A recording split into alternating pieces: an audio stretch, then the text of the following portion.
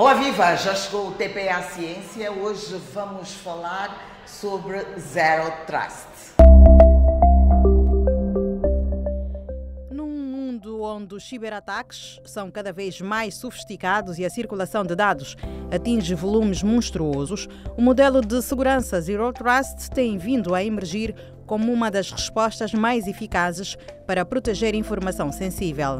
Ao contrário das abordagens tradicionais, o Zero Trust parte de um princípio simples, mas inovador. Nunca confiar, verificar sempre. Na verdade, o que é o Zero Trust? O Zero Trust, como já referimos e muito bem, não é um produto nem um serviço. Na verdade, é um modelo de segurança que tem uma abordagem diferente, em que os utilizadores, o sistema ou as aplicações das nossas infraestruturas não são confiáveis por defeito. Na verdade, a mesma exige com que os utilizadores, as aplicações ou os sistemas sejam verificados constantemente sempre que solicitarem um acesso. O termo pode soar frio ou mesmo impiedoso. Zero Trust, ou confiança zero, está a tornar-se rapidamente num dos princípios mais cruciais da segurança digital moderna.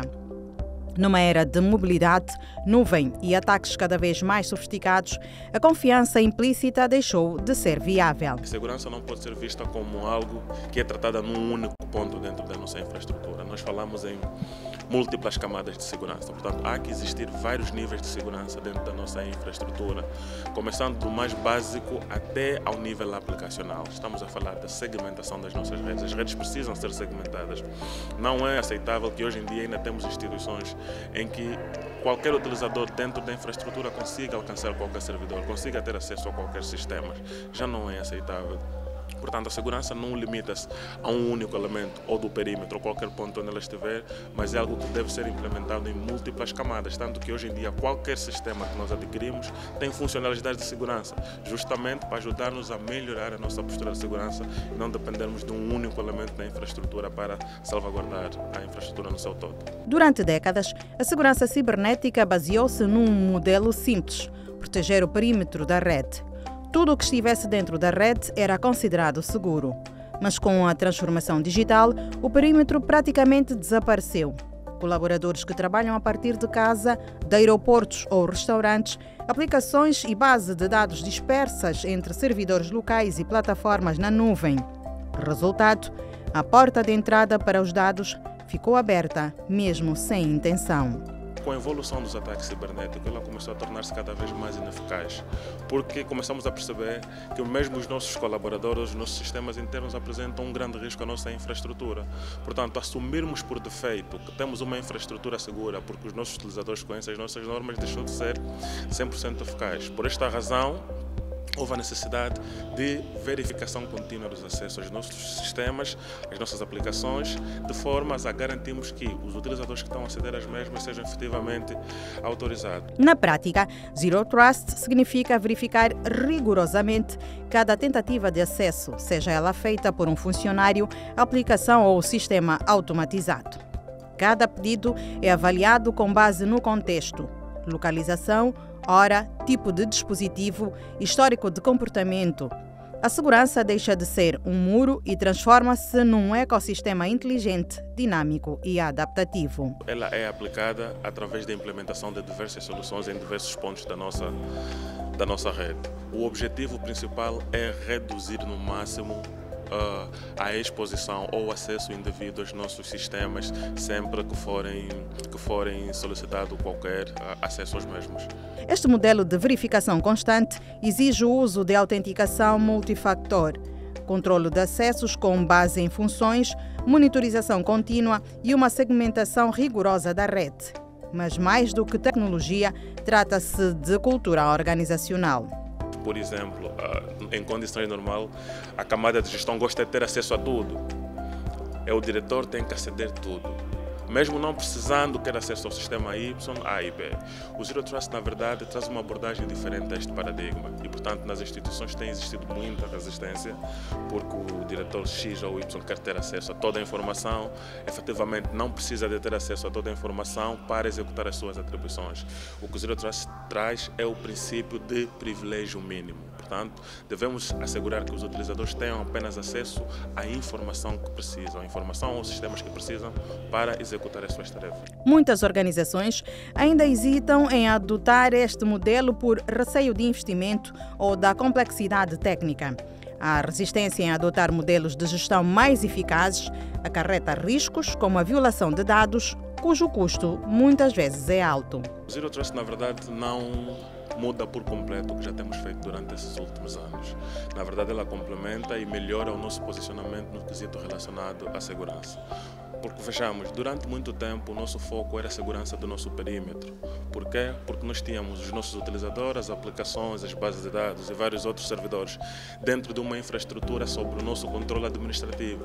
E essa infraestrutura, por ser acedida por pessoas com as quais nós assumimos ter confiança por defeito, que podem ser os nossos colaboradores ou os nossos clientes, se assim for o caso, consideramos as mesmas como infraestrutura confiável, porque temos o controlo e o que nós devemos fazer em condições normais é proteger o nosso perímetro para garantir que acessos externos à nossa infraestrutura que não são autorizados sejam bloqueados.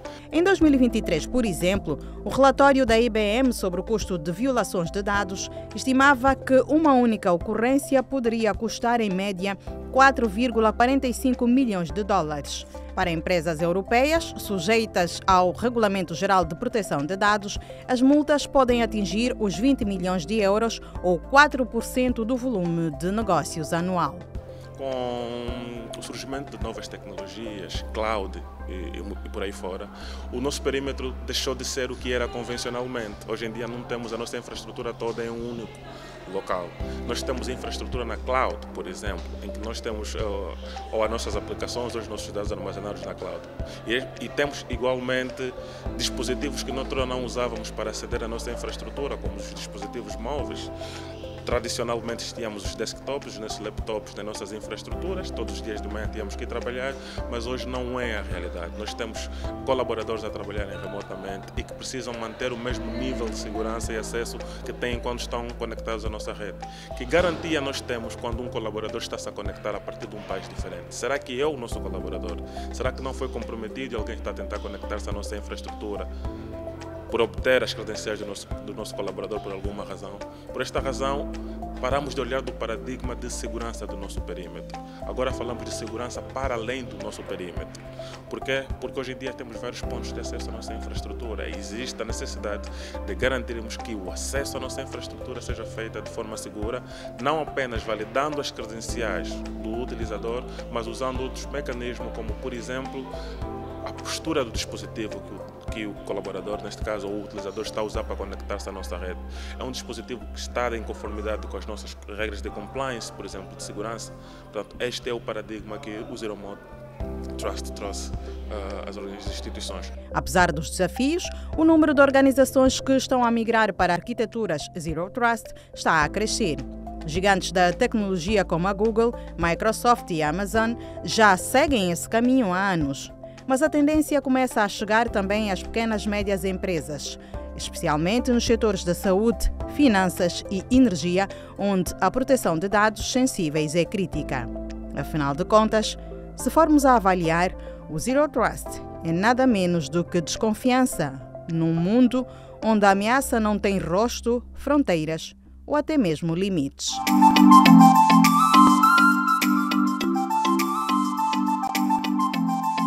Olá, viva! Estamos a falar sobre segurança zero. Este tema interessante, fora da caixa. Certamente o senhor telespectador quererá saber mais, e como este programa é um programa não só voltado à ciência e à tecnologia, como também o ensina e muito. Nós convidamos alguém que tem valor, crédito no mercado para nos falar sobre este assunto. Trata-se do engenheiro Damián Rodrigues, que é diretor da SAP Azure, SAP Solution Architecture. é profissional de tecnologia de informação, angolano, residente nos Estados Unidos de Angola, da América, perdão, a quem eu estendo o meu sinal, como está, Damiano. Muito obrigado, olha, muito obrigado por estar aqui presente e por me ter convidado para dialogar, não é, sobre assuntos que têm a ver com segurança, não é? Com certeza. Precisamente segurança zero, e é um prazer estar aqui. Obrigado Quando por se fala pedir. em segurança zero, fala-se em quê, concretamente? Fala-se de um princípio de estabelecer metas de segurança, começando no princípio do desenho, não é? Quando geralmente entidades queiram ou propõem-se a desenvolver soluções informáticas, o princípio de segurança é o tópico principal, né? Começando com o desenho, não é? Segurança by default, by design, são princípios, e atingir uma meta de segurança quando a solução entra em fase produtiva, não é? Para que isso possa acontecer, há necessidade de estabelecerem-se verificações explícitas, não é? A usar acessos privilegiados ou estabelecer essa camada de acesso privilegiados e está sob a assunção que a qualquer momento, a qualquer instante, a gente poderá estar exposto a violações de segurança. Com certeza. Como especialista nesta área, que conselhos daria a nós, não é? Uhum. Usuários, e profissionais com crédito que também, infelizmente, caem nas ratoeiras dos hackers. Poderia dar-nos algumas dicas especiais, para a nossa segurança cibernética? Sim, de fato poderia sim. É importante estabelecer esse princípio de confiança zero, no sentido de, primeiro, desconfiar primeiro antes da possível exposição de informação. Ter muito cuidado com a informação pessoal, ter muito cuidado com a informação que tem a ver a nível organizacional, entender que a internet, a World Wide Web, é um lugar onde muitas agentes ah, que lidam com ou vivem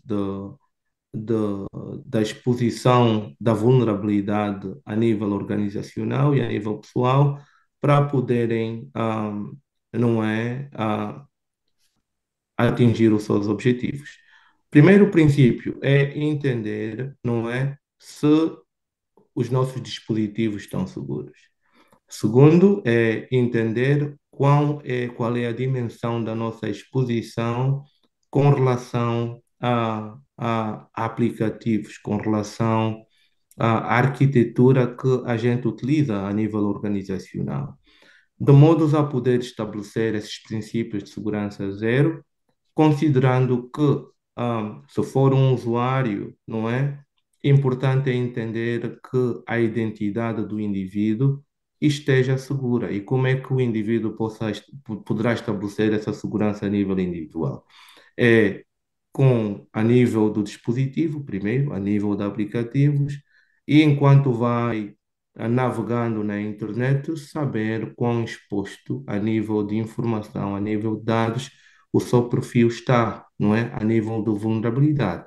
A nível organizacional, lógico que é mais abrangente e a organização por si só tem que ter uma postura de confiança zero. Confiança zero naquilo que tange, não é? As portas que possivelmente estão abertas, as portas que possivelmente estão expostas a ataques, não é? Entender que é preciso estabelecer monitoramento a nível organizacional, a nível de segurança, para evitar exposição desnecessária. Com certeza.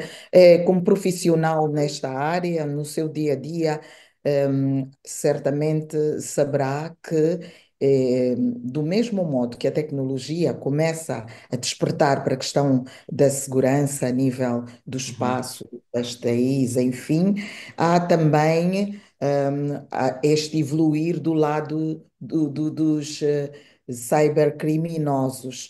Uhum. Que dicas também nos poderá dar relativamente a estas pessoas, não os dispositivos, nem a nossa ação a nível do trabalho que possamos ter no digital, mas das pessoas que estão do outro lado das telas?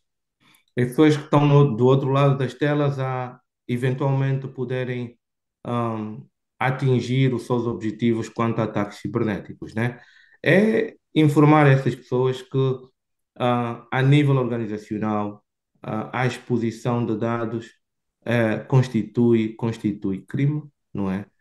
Constitui crime e importante é saber lidar com a propriedade ou os IPs, não é? A propriedade intelectual, conforme a lei vigente de cada entidade, de cada país, governa, não é? Entender que enquanto vai-se atacando, enquanto vai-se procurar expor entidades e indivíduos e não só, há riscos associados há possivelmente penas a serem cumpridas a nível da lei, não é? Importante é que o indivíduo que, por exemplo, o usuário que faça uso e tenha acesso constante à internet, a segurança principalmente começa a partir de casa, não é? Entendendo que a partir de casa, se a gente tem rede da internet em casa, entender que todos os dispositivos em casa têm que estar seguros. Entender que é importante assegurar a autenticação multifatorizada. Significa dizer, enquanto se tem uma senha só para acessar os nossos dispositivos e aplicativos que a gente usa no nosso cotidiano, não é suficiente. É importante validar a autenticidade. É importante validar se a pessoa ou a persona que supostamente vai acessar certo ou terá acesso a certos componentes da nossa vida, aplicações e não só, se essa pessoa é de fato, né, é o indivíduo que tem direito a esse acesso. Ter essa postura de confiança zero é importante. Com certeza. Uhum. Confiança Zero foi o tema do TPA Ciência. Espero que os telespectadores ligados à ciência e à tecnologia tenham gostado desta abordagem, das dicas que nos foram aqui passadas. Confiança Zero. Termina assim mais um Zoom. Voltamos na outra semana com outras abordagens sobre ciência e tecnologia. Assim, caro Damião, muito obrigada. Vamos convidá-lo para próximas edições e espero que não feche a sua porta ao programa TPA Ciência. Prazer é todo meu, obrigado eu e pelo convite. Já agradeço por ter estendido esse convite à minha pessoa. Obrigada.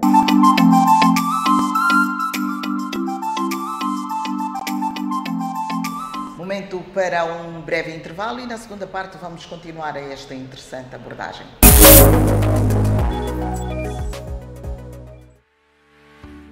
Imagina-se num final de expediente a sua empresa perceber que os seus estão a ser silenciosamente copiados. Entram com credenciais, mas ainda assim compromete tudo. Não houve alertas imediatos nem quebra de firewall.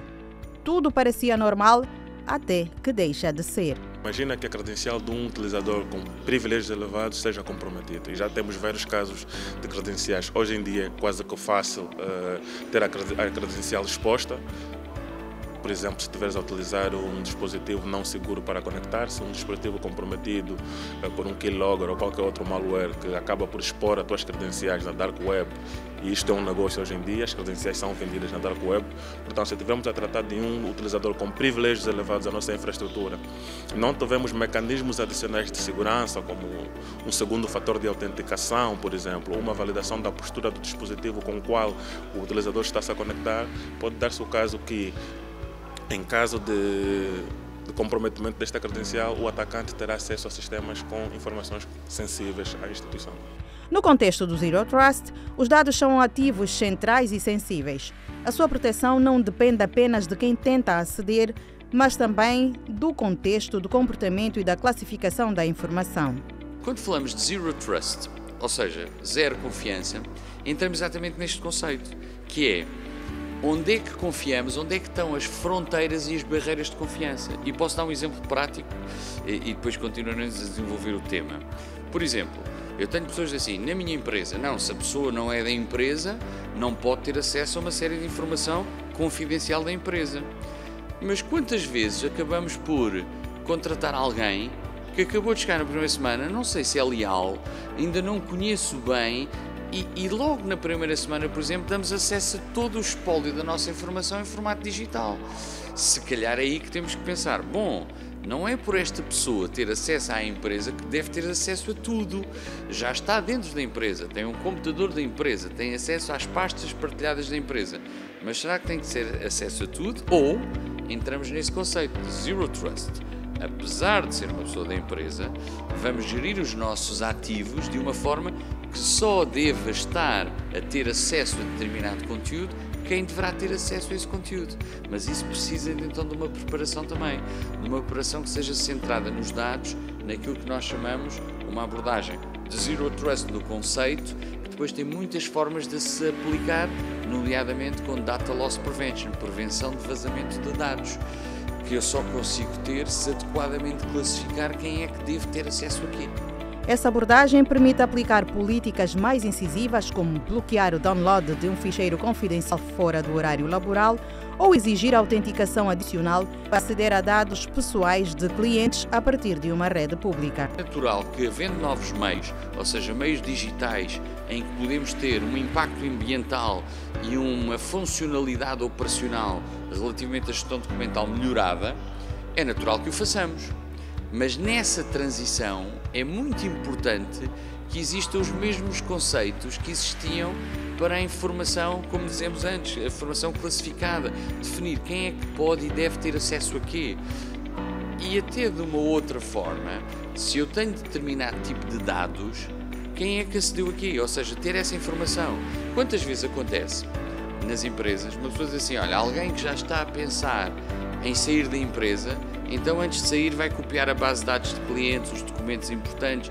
E quantas vezes as empresas dizem assim, olha, eu tenho uma pessoa que saiu e levou informação. Diz assim, mas a empresa consegue ter uma informação de quem é que teve acesso a quê? Não. É isto que, quando aplicamos conceitos de Zero Trust, então vamos fazer o contrário. Não é por alguém ter acesso à empresa, até porque a estatística diz-nos isso. Em todos os relatórios de todos os anos, quando se vê relatórios mundiais de cibersegurança, nós damos muita ênfase a termos as chamadas firewalls, proteção de perímetro, o antivírus também é muito importante, ou hoje chama-se Endpoint Detection Response. Pomos uma série de ferramentas muito orientadas a não termos ataques de fora para dentro. Mas estatisticamente 70% a 80% das vulnerabilidades vêm de pessoas que estão dentro da empresa, de pessoas cujo cartão abriu a porta, cuja confiança demos. É neste ponto onde as soluções de segurança Zero Trust são indispensáveis. Ou seja, jamais confiar, seja em acessos por colaboradores internos ou externos. Hoje, o Zero Trust também incorpora a inteligência artificial e machine learning para analisar os padrões de uso dos dados, na medida em que, ao detectar desvios comportamentais, pode atuar de forma autónoma, bloquear o acesso, alertar as equipas de segurança ou mesmo isolar o utilizador. O conceito do Zero Trust é exatamente criar camadas. Eu posso ter alguém que, sim senhor, é funcionário, pode entrar nas instalações da empresa, mas depois não está autorizado, ele está autenticado na empresa, mas não está autorizado a ir a todas as áreas. E depois temos o terceiro A, mesmo o diretor-geral, que é o de accountability, é o registro. O diretor-geral veio aqui no domingo, às 10 da manhã, e esteve nesta zona, nesta e nesta. Ou seja, até o diretor-geral pode ter uma camada, chamamos-lhe assim, de Zero Trust, no sentido em que também tem que estar na ferramenta que permite, então, eu saber quem é que acedeu aqui, quando haver registros. Isto só credibiliza toda uma operação. Apesar do rigor, o modelo Zero Trust não precisa entrar em conflito com a privacidade dos utilizadores. A chave está em políticas claras e visibilidade transparente. As empresas devem informar os colaboradores sobre os mecanismos de segurança aplicados e garantir o cumprimento de normas como RGPD. Nós temos hoje a inteligência artificial e a automação que vieram para ficar. Como é que elas entram nessa abordagem do Zero Trust? Tocou num aspecto muito importante, porque repare, essa é outra abordagem que está a acontecer. Se pensar bem, os motores de inteligência artificial, é verdade, eles estão cá, são fundamentais para aumentarmos a produtividade de empresas, mas já pensou bem que todas essas ferramentas, elas não estão na nossa empresa.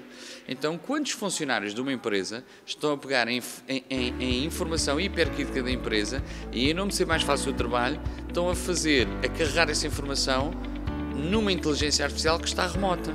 Isto é uma própria brecha de segurança, ou seja, eu estou a pegar a informação crítica da minha empresa e estou a partilhá-la com entidades terceiras. Um comportamento que muitas vezes põe em risco as informações das empresas. Há muitas empresas hoje que não têm ainda uma política sobre inteligência artificial e estão a deixar que, por exemplo, isto é uma brecha de segurança enorme, estão a deixar que, por exemplo, os seus funcionários peguem documentos importantes da empresa e os ponham para terem resumos e etc. em ferramentas de inteligência artificial. No fundo, nós estamos a autorizar, por não termos uma política, que haja funcionários da empresa que põem informação crítica da empresa, estão a treinar inteligências artificiais de motores de terceiros. Implementar um modelo Zero Trust não é apenas simples nem imediato. Exige mapeamento detalhado de fluxos de dados, segmentação de redes, revisão de permissões e adoção de tecnologias como identidade federada, criptografia avançada, gestão de endpoints e análise de dados em tempo real. Se eu aceitar que a informação crítica da minha empresa está a ser posta em bases de dados de motores de inteligência artificial, em sítios terceiros, se eu tiver pessoas que só por entrar, está aqui o passo, muito bem no seu computador, já têm acesso às bases de dados, eu não estou a ter um conceito em que eu defino adequadamente a fronteira de confiança relativamente ao meu ativo, ou um dos ativos mais importantes que eu tenho, que é a minha informação estratégica. Lá está, que se for classificada como ativo crítico, se a minha concorrência sabe, é muito complicada, eu tenho que o proteger de uma forma muito ativa. Para muitas empresas, a complexidade é um entrave. A perda de dados hoje não é apenas um risco técnico, é um risco que afeta a reputação das organizações, envolve questões jurídicas e exige maior estratégia. O Zero Trust deixou de ser uma tendência, veio para complementar a segurança dos perímetros e garantir maior eficácia no controlo dos acessos a informações nas organizações. Zero Trust é a abordagem de hoje na segurança do designer e da produção. Vamos saber o que é que as outras realidades nos dizem sobre isso. O modelo de segurança Zero Trust, confiança zero, tem-se afirmado como uma das principais estratégias adotadas por grandes corporações para enfrentar os desafios crescentes da cibersegurança. A sua filosofia é baseada no princípio de que nenhuma entidade, interna ou externa, deve ser confiada, impondo autenticação contínua e monitoramento constante. Empresas como a Google, a Microsoft, a Amazon e a Netflix estão na vanguarda dessa transformação. Cada uma com perfis distintos e desafios operacionais específicos, encontrou no Zero Trust um modelo eficaz para reforçar a sua segurança digital. A Google foi um dos pioneiros a criar o projeto BeyondCorp, uma arquitetura interna construída inteiramente com base nos princípios do Zero Trust. A iniciativa surgiu como resposta à necessidade de permitir acesso seguro aos sistemas da empresa sem depender de redes privadas virtuais, VPNs, focando na autenticação de utilizadores e dispositivos na segmentação dos dados. Já a Microsoft, conhecida pela sua presença massiva em soluções empresariais e sistemas operacionais, implementou o Zero Trust de forma integrada em toda a sua estrutura. A empresa passou a utilizar a autenticação multifactor, verificação contínua de dispositivos e políticas inteligentes de acesso com o objetivo de prevenir ataques, inclusive quando as credenciais são comprometidas. Na Amazon, o modelo foi fortemente aplicado nos serviços da Amazon Web Services, a AWS, plataforma em nuvem amplamente utilizada por empresas e governos. A gigante americana reforçou a segurança com segmentação de rede, políticas de menor privilégio e monitoramento granular, garantindo maior resiliência em ambientes altamente distribuídos e dinâmicos. A Netflix, por sua vez, enfrentou o desafio de proteger uma cadeia complexa de produção e distribuição de conteúdos, muitas vezes executadas por equipas terceirizadas e em vários países. A empresa incorporou o Zero Trust com foco na validação contínua de identidade, separação de funções e limitação de acessos, garantindo segurança sem comprometer a agilidade criativa e operacional. Aderir ao modelo Zero Trust não é apenas um movimento estratégico, é uma resposta direta à evolução das ameaças digitais. O aumento dos ataques de softwares maliciosos, o crescimento do trabalho remoto e a complexidade dos ambientes em nuvem tornaram obsoletas as defesas baseadas apenas em perímetros físicos. Relatórios de entidades como a Forrester e a Gartner revelam que mais de 60% das grandes empresas globais já iniciaram a implementação do Zero Trust em alguma forma. E esse número tende a crescer com a transformação digital a exigir maior vigilância das organizações. Os benefícios relatados pelas empresas incluem a significativa redução de incidentes de segurança, melhor desempenho na gestão de acessos, além da capacidade de resposta rápida a intrusões ou comportamentos suspeitos. Outro diferencial do modelo é a capacidade de proteger ambientes híbridos, nos quais coexistem sistemas locais e baseados na nuvem e equipas que operam de forma remota ou distribuída, como acontece em boa parte das empresas modernas. A tendência é que nos próximos anos o Zero Trust se torne padrão em empresas de todos os setores e dimensões, seja pela necessidade de proteger dados sensíveis, pela pressão de regulamentações ou pela exigência de clientes e parceiros, a segurança baseada na verificação constante e na mínima confiança veio para ficar. Assim, a Google, Microsoft, Amazon e Netflix demonstram que adotar o Zero Trust não é apenas uma decisão tecnológica, mas uma escolha consciente por uma postura preventiva, resiliente e alinhada com os desafios da era digital. E o momento agora é dedicado ao ABC das coisas.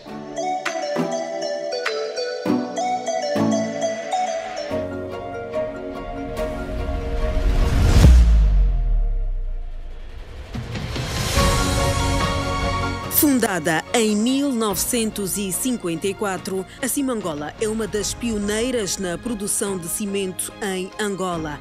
Com um registro sólido construído ao longo dos anos, a empresa é hoje uma referência nacional, fruto da sua dedicação à qualidade, confiabilidade e serviços prestados.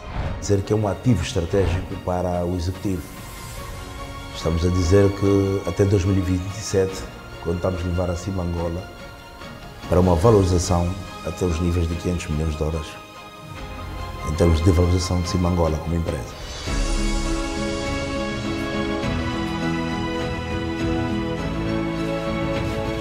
A Cimangola oferece aos clientes uma ampla gama de produtos de cimento. A Cimangola é uma indústria cimenteira, que também é uma indústria mineira. Embora sendo do setor cimenteiro, ela, para este ano, está prevista nós atingirmos um valor de faturação cerca de 150 bilhões de kwanzas. Cimento que ajuda a construir uma nova Angola. Em função da aplicabilidade do cimento, nós temos essas diversidades. Um cimento com determinada característica para algo específico e outro para também uma outra realidade. Então, ao oferecer uma maior variedade ao mercado, nós atendemos mais necessidades específicas para cada cliente.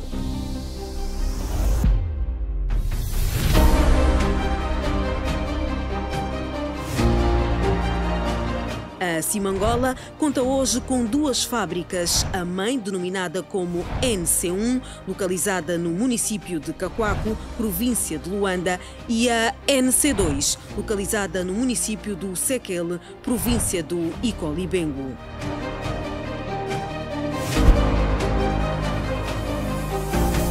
Com mais de 600 hectares, a fábrica custou aos cofres da empresa mais de 400 milhões de dólares e começou a funcionar em 2017.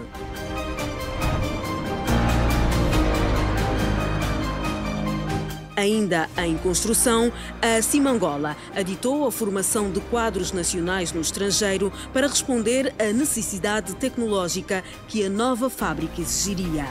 Para isso, jovens engenheiros angolanos tiveram de ser enviados para a China, numa formação especializada. Um destes jovens a aceitar o desafio foi Danilson Caculo.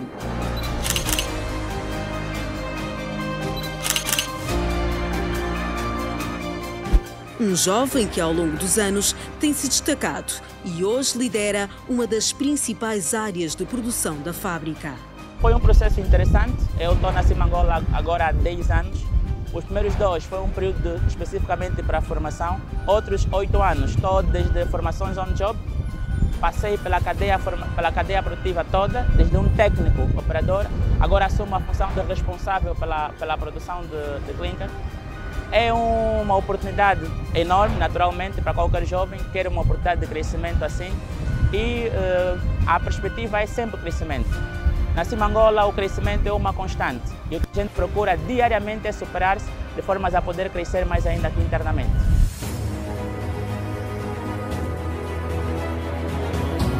E é nesta fábrica onde começa todo o processo de produção do cimento.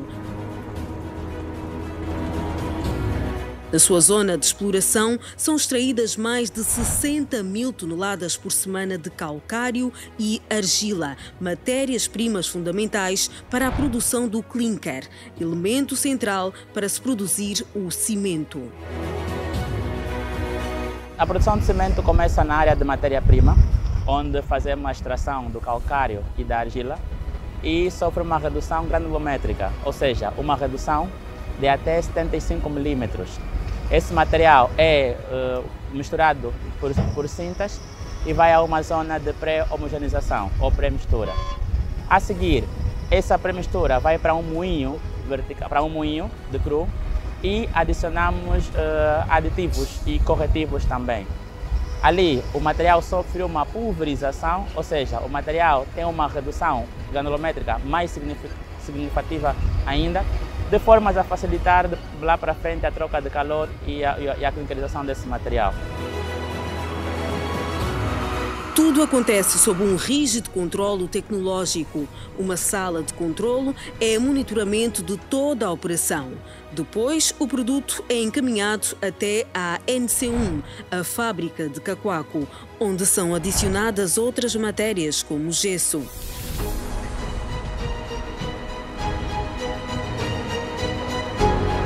Aqui, o calcário é triturado nesta máquina e, a seguir, vai para esta giratória que separa os detritos.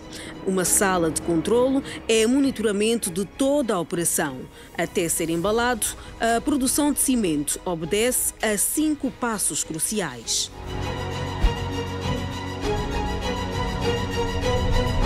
No laboratório é feito o controlo da qualidade das matérias-primas usadas para a produção do cimento e o produto acabado.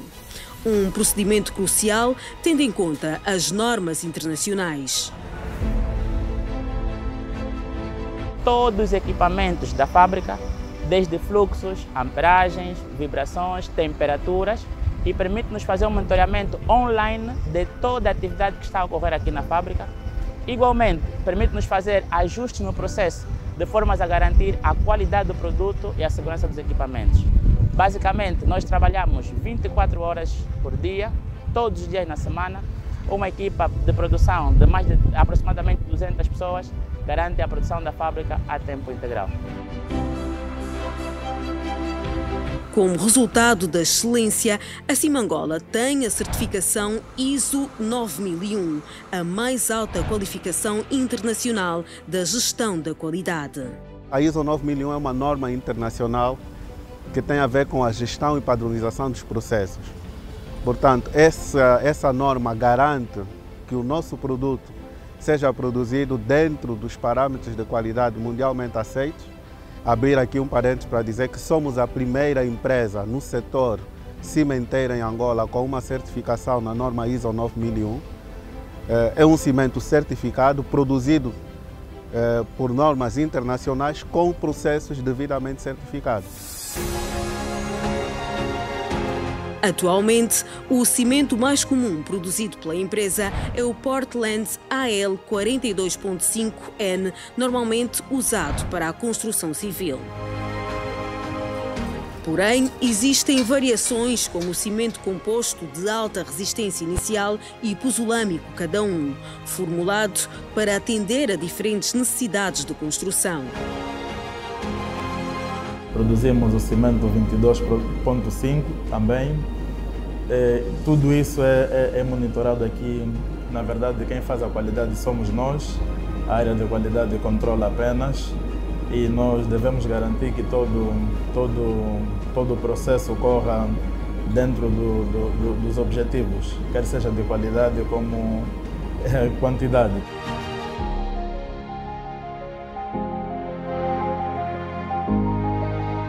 Zero Trust é seguramente uma abordagem nova no que diz respeito à cibersegurança, mas existem outras abordagens e ao nível local.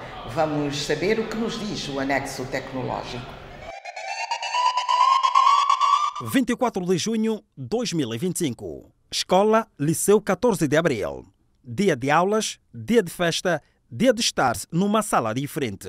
Sala inteligente, é isso mesmo.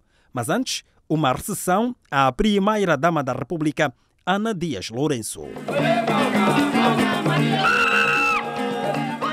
A escola número 2003, no município do Quilamba, ganhou a primeira sala inteligente em Luanda e a segunda no país. Uma visão da Fundação Ngananzenza em cooperação com a Huawei.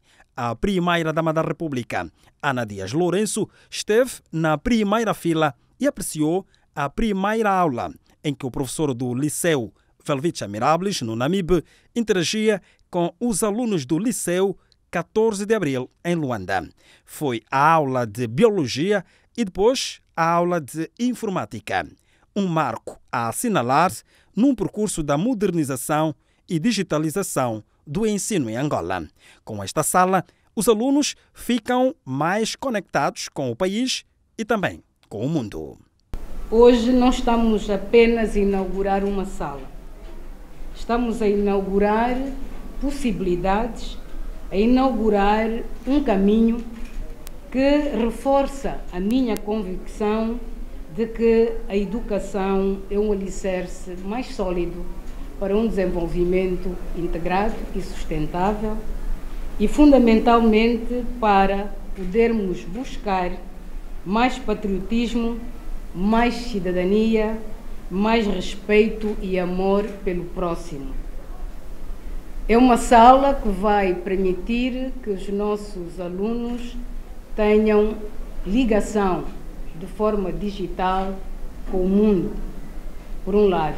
E, por outro lado, é uma sala que também vai permitir que a gente dissemine conhecimento, partilhe conhecimento. A educação digital visa não apenas integrar a tecnologia na sala de aula, mas também desenvolver habilidades digitais nos alunos, como pensamento computacional, comunicação, colaboração e segurança online.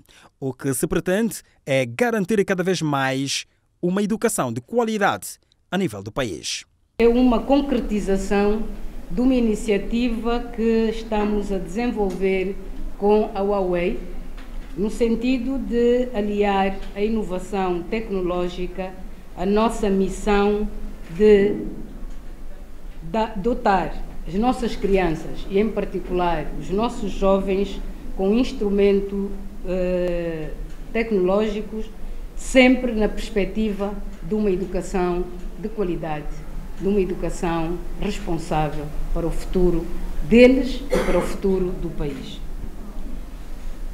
Com essa instalação deste sistema aqui, nós criamos uma ponte digital, por enquanto, entre a Escola 14 de Abril do Quilamba e o Liceu Velvicha Mirables, no Namibe.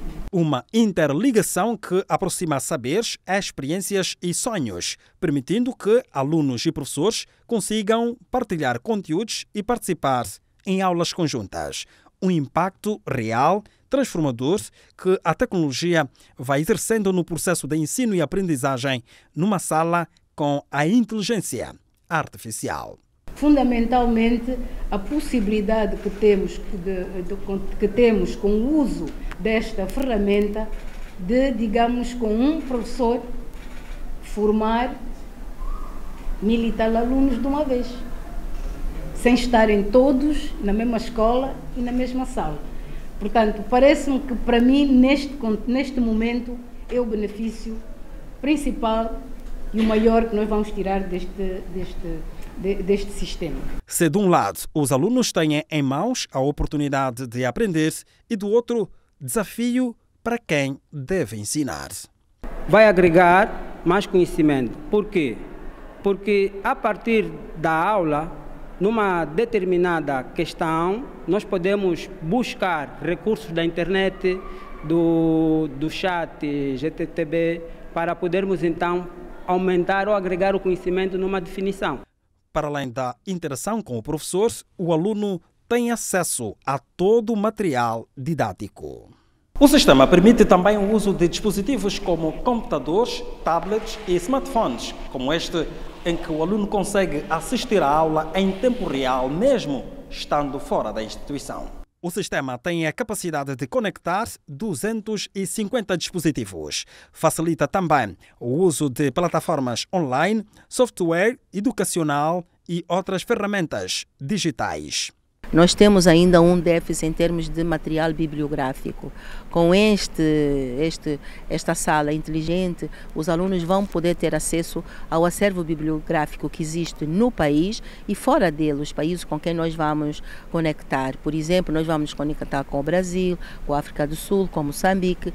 Nós podemos ter acesso aos diferentes livros que são disponibilizados nesse país. Uma tecnologia de ponta disponível e acessível numa sala inteligente.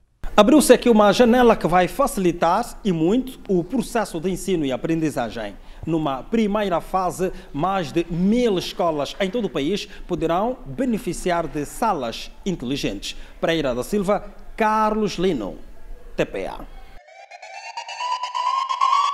E termina assim mais uma abordagem do TPA Ciência. Gosto muito do caríssimo telespectador, mas desconfio de si. Foi a temática em abordagem hoje. Voltamos na próxima semana com outras abordagens. Até lá!